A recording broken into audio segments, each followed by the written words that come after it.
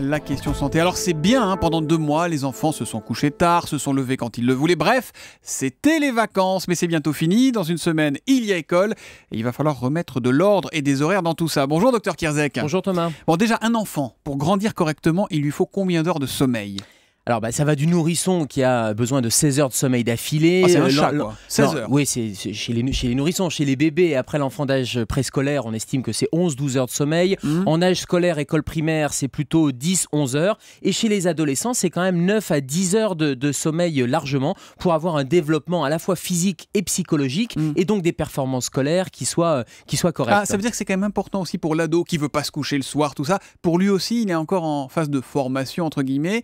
Il faut dormir. Alors non seulement il est en phase de formation physique, intellectuelle. Quand je dis physique, c'est-à-dire que toutes les études sont convergentes et sont assez claires sur le sujet. Ça donne, quand on dort pas assez, quand les adolescents ne dorment pas assez, ça donne plus d'obésité, plus de diabète, ça va donner plus de problèmes d'addiction à l'alcool, d'addiction au tabac. Le manque du sommeil rend malade. Ouais. Et puis bien sûr, les performances scolaires et les performances académiques vont être affectées si les adolescents dorment insuffisamment. Et c'est pour ça que mes confrères américains de l'Académie américaine de pédiatrie viennent de rendre hier un avis aux politiques en préconisant de décaler les rythmes scolaires. Alors non pas les rythmes scolaires comme on entend en France, ouais, mais de décaler jours, mais sur les heures, le démarrage des heures de cours. Oui, ça commence trop tôt. Moi je me souviens quand on allait au collège à 8h, mais c'est l'aube d'aller à l'école à 8h. Surtout quand vous êtes obligé avec les temps de transport de vous lever 1h30 avant, et c'est pas étonnant que les enfants ou les adolescents se lèvent à 6h30 pour arriver en heure de cours à 8h, et ça leur fait un déficit de sommeil. Un adolescent qui a besoin de 9-10 heures, il va dormir simplement 7h30, 8h,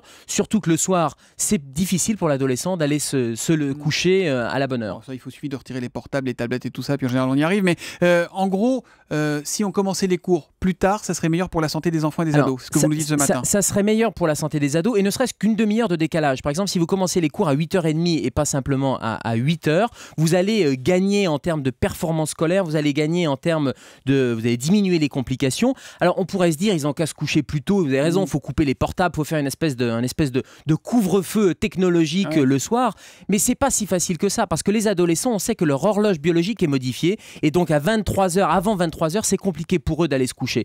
Donc 23h, ça peut être l'heure du couvre-feu et on démarre un peu avant. Ils se couchent à 23h et ils démarrent les cours un peu plus tard. Plus on vieillit, moins on dort, docteur Kierzek, c'est grave.